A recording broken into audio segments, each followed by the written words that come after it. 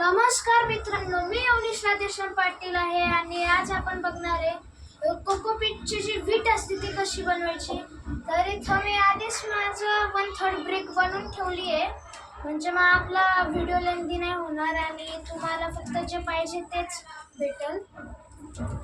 इथं मी बरंचसं खत आणि कोकोपीटचं मिक्सचर बनवलेलं आहे. खत मी आत्ता आणलं आणि इथं मी आता कोकोपीट पण बनवलं होतं आणि आता हे माझं खत आहे आणि हे जे खाली बघताय तुम्ही ऑरेंज ते माझं कोकोपीट आहे.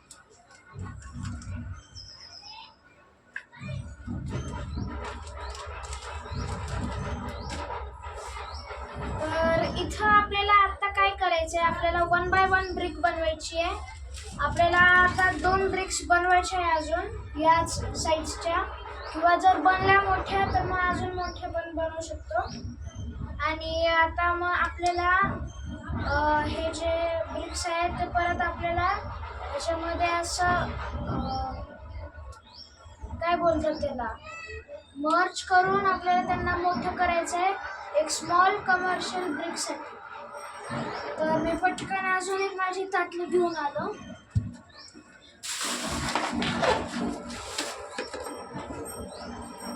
हे अजून एक माझी ताटली.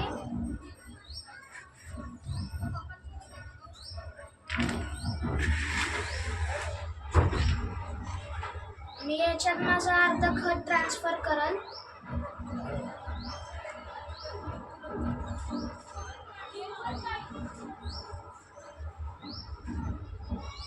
ओके, तर आता आपल्याला अर्ध खत जे आहे ते भेटलेलं आहे.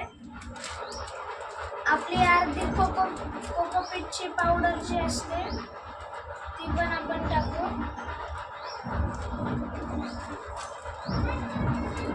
ही कोकोपीटची पावडर पण मी घरी स्वतः बनवलेली आहे.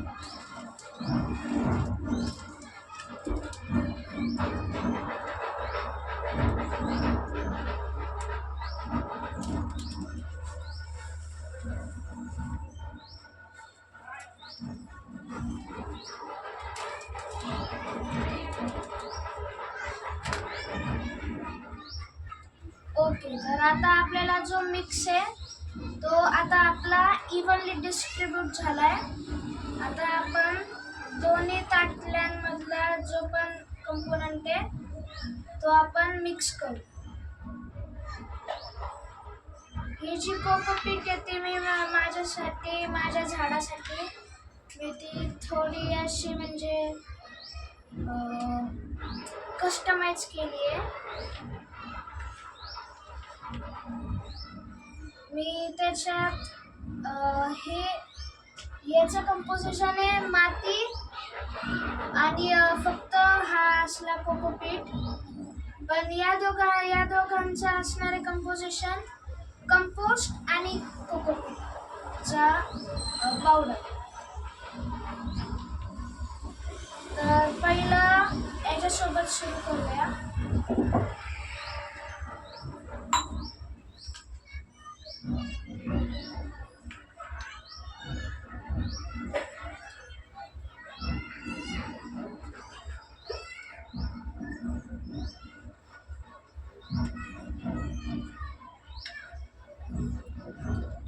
कोकोपीट एक मॉइश्चर रिटेंटिव्ह मीडिया आहे, म्हणून मी आता याच्यातलं पाणी ड्रेन करणार आहे.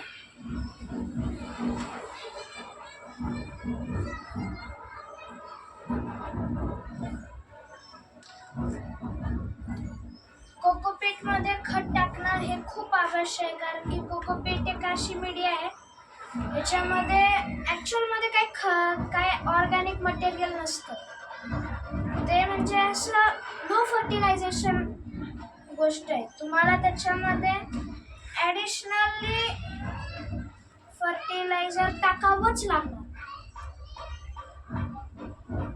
नाही टाकलं ना की त्याला झाडाला बसतं आणि पाणी टाकत राहिलं ना ते मग मग नुसतं पाण्यावर जगत राहतं, पण त्याचं काही असं म्हणजे तशी अशी वाढ होत नाही.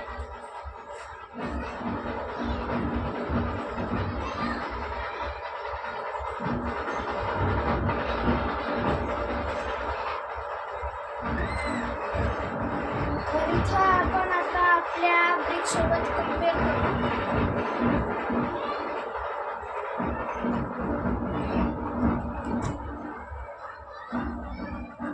बराचसा पार्ट सेम आहे. आणि पाणी. ओके, तर आता आपण एक अशा स्टेटवर आलोय की कोकोपीट की आपल्या याचे हे जे आहे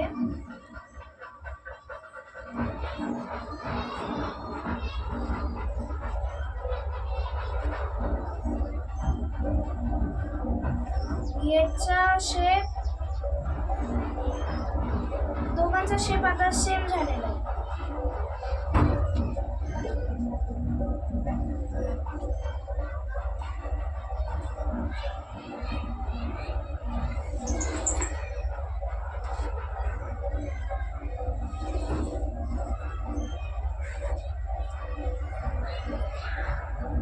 आता आपण वळूया दुसऱ्या टाचणीला.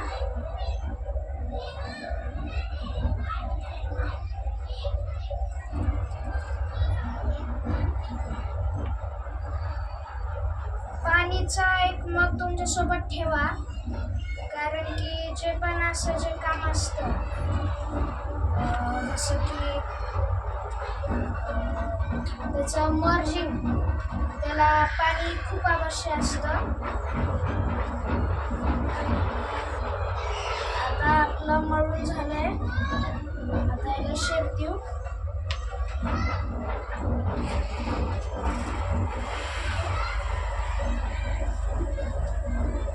मॅजीची ही कस्टमाइज्ड कोकोपीटची जी ब्रिक बनणार आहे एंडमध्ये, हिचं मी नाव ठेवणार आहे एरोपीट, कारण की हिचं जे एरेशन असणार आहे ते इतकं भारी असणार आहे की तुम्ही म्हणजे असं त्या झाडाला असं वाटेल की तो हवेतच जगतोय. कारण की काय आहे, कोकोपीट पण एक अशी एरेशन ठेवणारी मीडिया आहे. कंपोस्ट पण एरेशन ठेवणारी मीडिया आहे.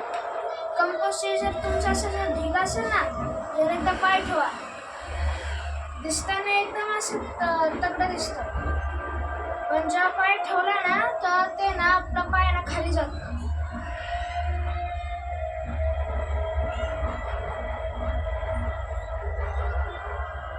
आता आपण आपल्या ज्या दोन्ही विटा आहे ते आपण असे आपल्या दोन्ही विटांच्या रेसिड्यूने बांधून टाकू.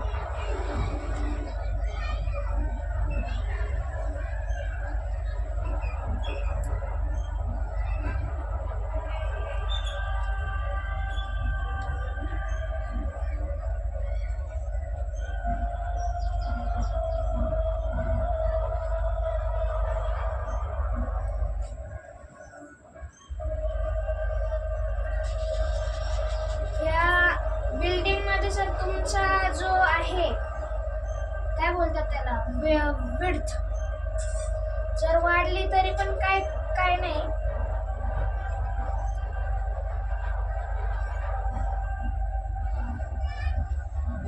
आता आपल्या ओरिजिनल ब्रिक सोबत कम्पेअर करू. अरे जास्तच विड्थ वाढली आहे, थोडा डोंगर बनलेला आहे याचा.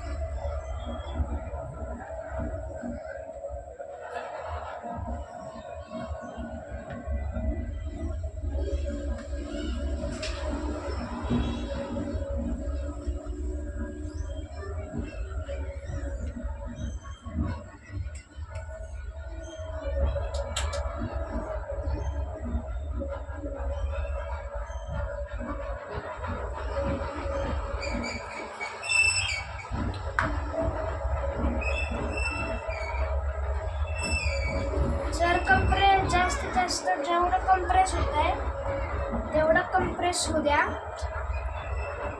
कारण की कसं असतं, कोकोपीटची जी ब्रिक असते ना,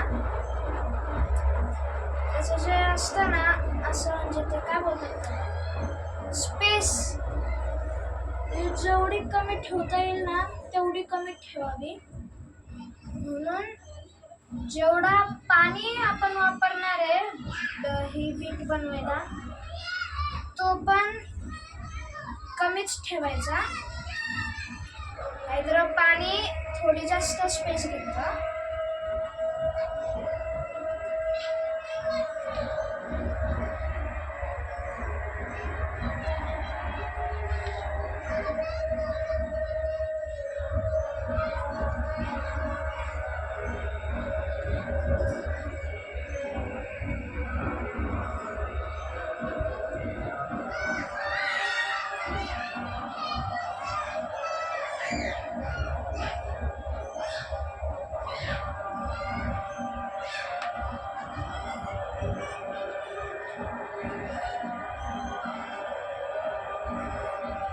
आता मी माझ्या थोड्या या विटाला कोटिंग करण्यासाठी थोडी माती वापरणार आहे.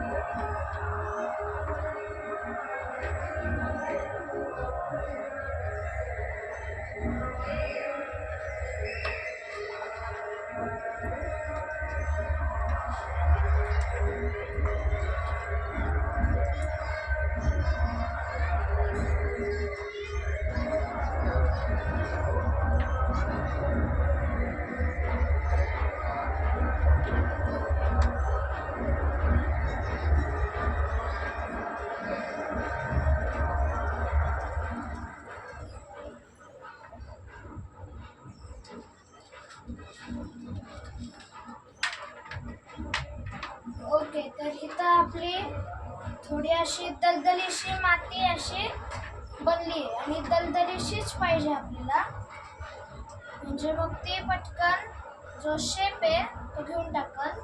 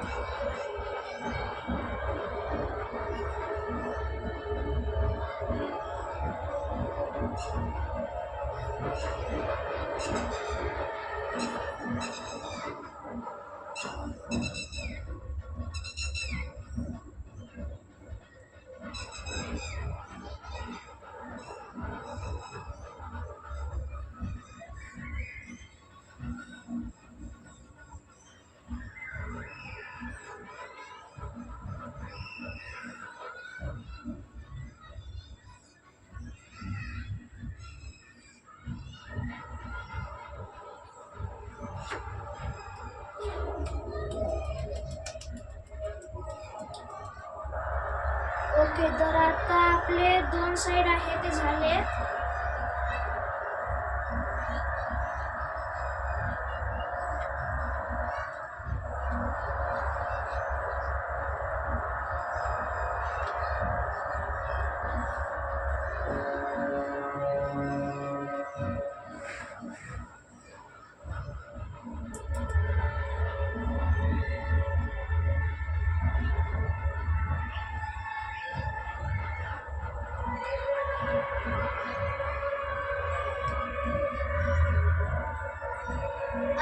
आपली जी कोकोपीटची ब्रिक बनणार आहे ना, तिला ना लगेच असं यूज मध्ये नका आणू. तिला आहे ना थोडं म्हणजे जास्त नाही, 2-3 दिवस ना असंच उन्हामध्ये ठेवा. जे काय असतं ना त्याच्यातलं जे असं ते सॉल्ट वगैरे जे पण असतं ते उडून जातं उन्हामुळं. किंवा जेव्हा बॅक्टेरिया किंवा मग ते असे जे काय बोलतात त्याला हार्मफुल मायक्रो ऑर्गॅनिझम पण असतील ना, ते पण मग उडून जातात उन्हाने. कारण की कसं आहे, आपण हे आता खत वापरतो, खतमध्ये खूप मायक्रो ऑर्गॅनिझम असतात, मग ते चांगले असो वाईट असो कसे पण असो.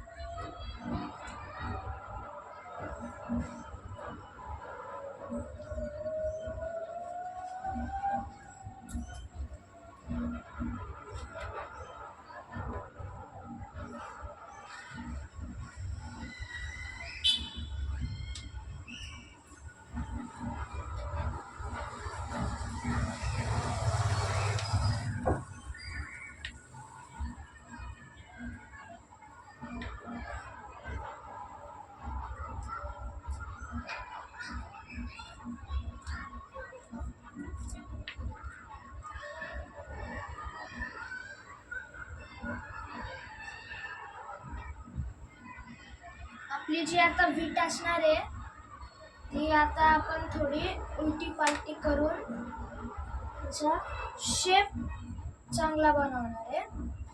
कारण की आता बघा, इथं पूर्ण सपाट आहे पण खालून सपाट नव्हतं, किंवा आजूबाजूला सपाट नव्हतं.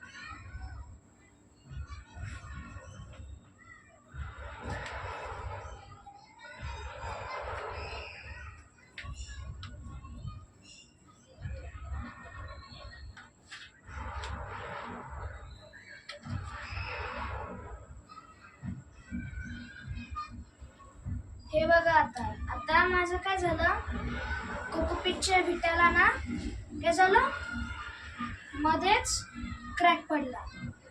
म्हणजे याचं काय आहे, याचं म्हणणं मी वीक आहे, मी मजबूत नाही आतापर्यंत. हा जास्त उलटा पालटा केला की मी निघून पडणार माझ्याकडे.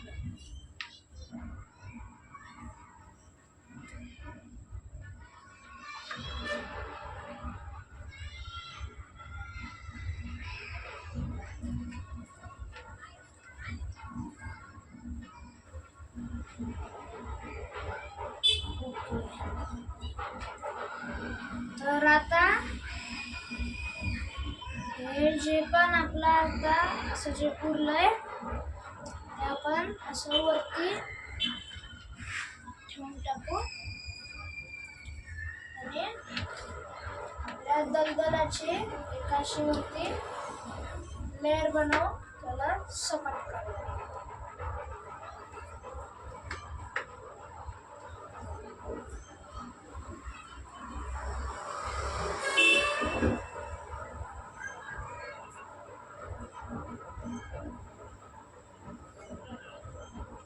ज्यांना पॉटरी येते किंवा ज्यांना मडके बनवता येतात ना, ते हे काम आरामात करू शकतील, त्यांना काही कशाचं पण काम नाही आहे.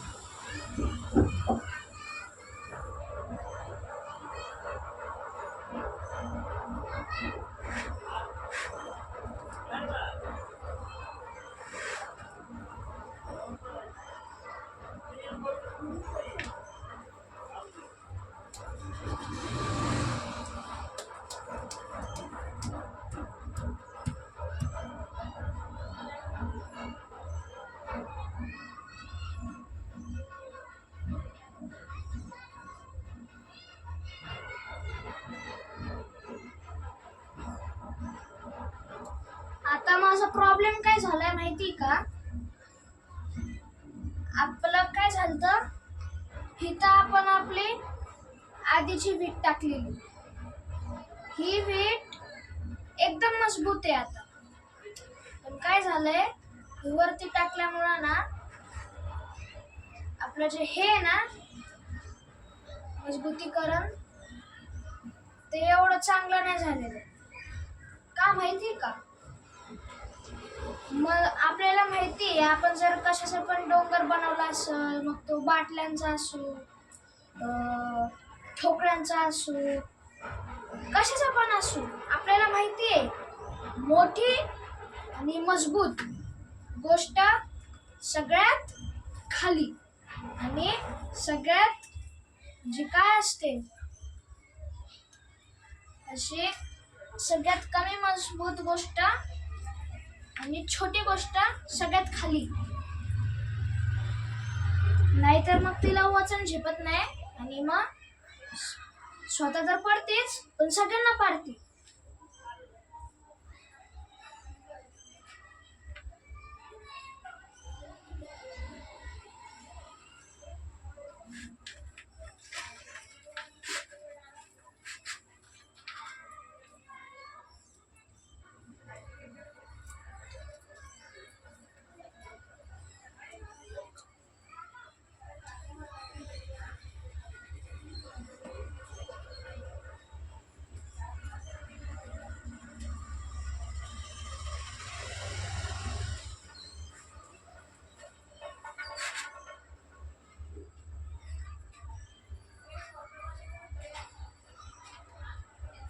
तर आता इथं आपल्याला जी दलदली माती होती ती आता आपल्याला परत बनवावं लागल. हा व्हिडिओ जरा जास्त लेंदी होतो असं वाटतंय.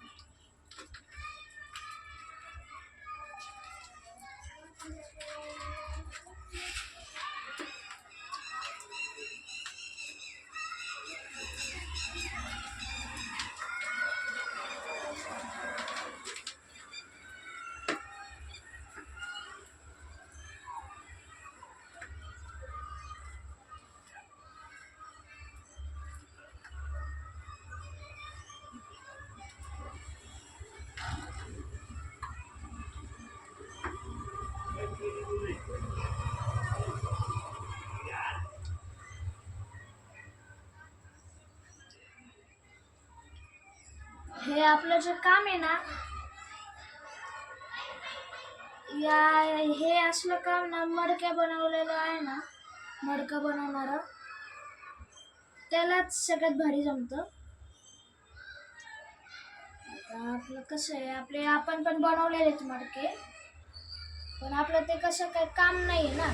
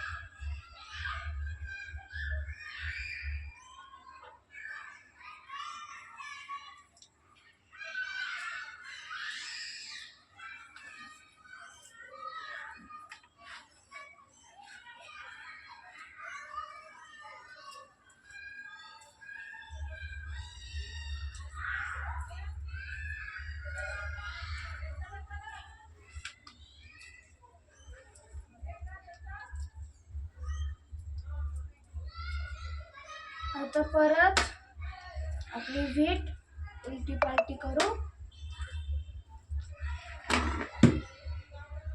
बघितला का आवाज? हे आधीच्या विटाचा.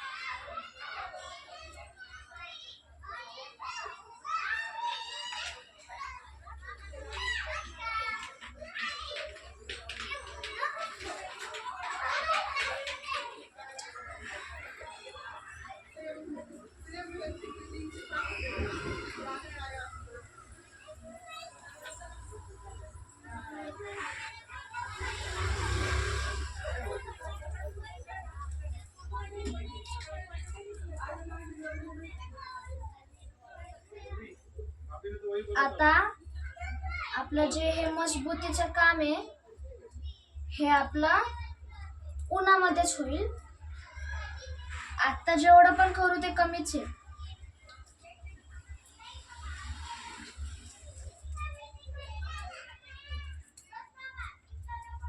म्हणून आता किती पण आपण मजबूतीसाठी हात मारला ते काय होणार नाही.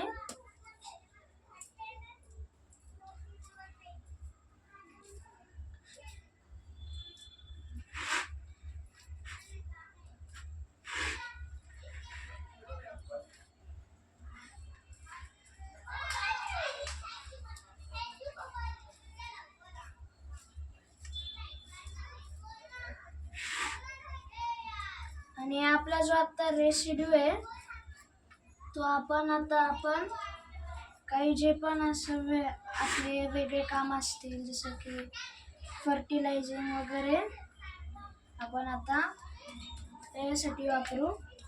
तसं पण काय आपला रेसिड्यू काय एवढा राहिला नाही आहे.